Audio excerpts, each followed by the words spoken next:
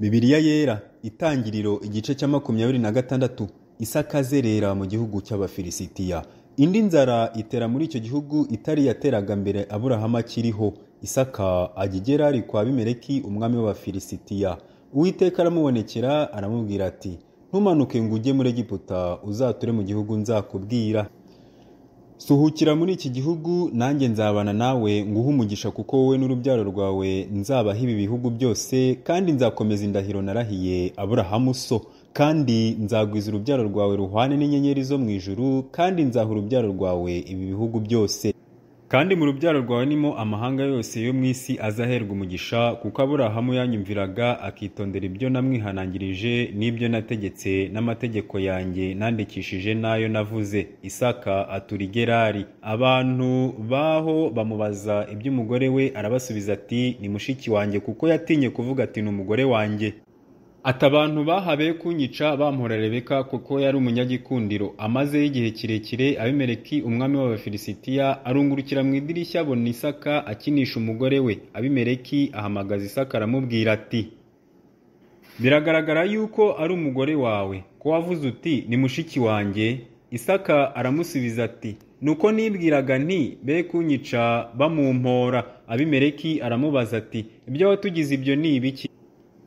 Byashigajeho hato umwe mu bantu banjye akaryamana n'umugore wawe, ukadushyirishaho icyaha. Abimeleki yihanangiriza abantu be bose ati, uzakura uyu mugabo cyangwa umugore we ntazabura gucirwaho iteka.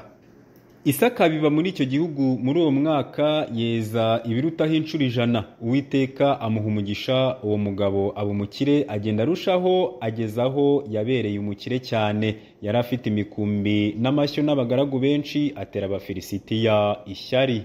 Amariba yose abagaragu ba se bafukuye Aburahamu se akiriho, Abafilisitiya bari bayashibishije ibitaka. Abimeleki abwira Isaka ati, genda utuvemo, kuko uturuta cyane. Isaka avayo abamba amahema ye mu gikombe cy'i Gerari aturayo. Isaka asiguza amariba bafukuye Aburahamu se akiriho, kuko Abafilisitiya bari bayasibye. Aburahamu amaze gupfa ayita amazina se yayise.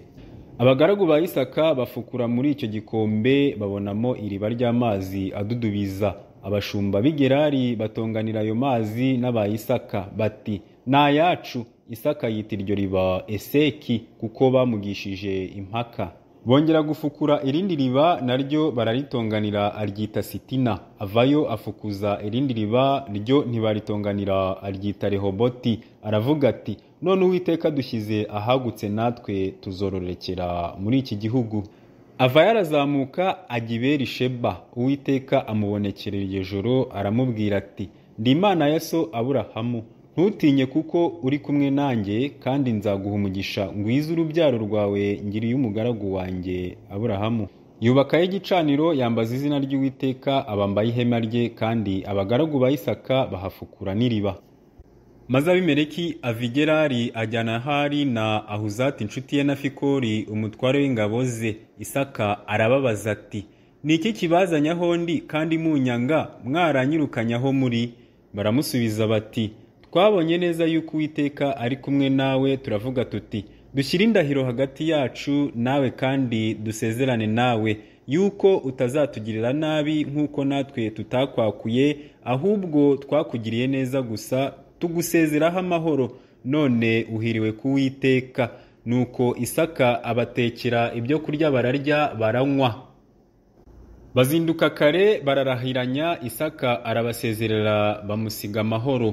Kuri uwo munsi abagaragu ba Isaka baraza bamubwira iby'iriba bafukuye bati, tubonye amazi, aryita Sheba. Nicyo gituma uwo mudugudu witwa Berisheba na bugingo n'ubu. Esawu amaze imyaka 40 avutse, arongora Yuditi mwene Beri umuheti na Basemati mwene Eroni umuheti. Bababaza imitima ya Isaka na Rebeka.